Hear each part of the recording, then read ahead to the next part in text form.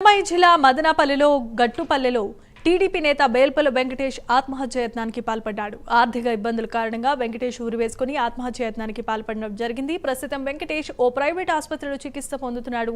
ఈ విషయం తెలుసుకున్న ఎమ్మెల్యే షాజహాన్ భాషా బాధిత కుటుంబాన్ని పరామర్శించారు.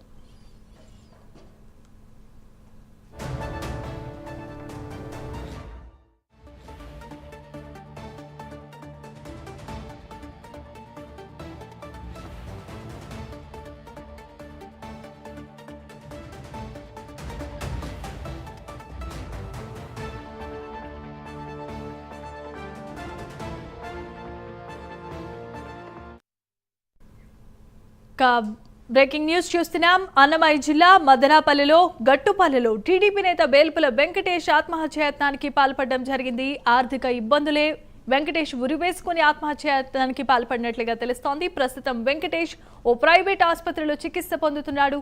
ఈ విషయం తెలుసుకున్న ఎమ్మెల్యే షాజహాన్ భాషా బాధిత కుటుంబాన్ని పరామర్శించారు.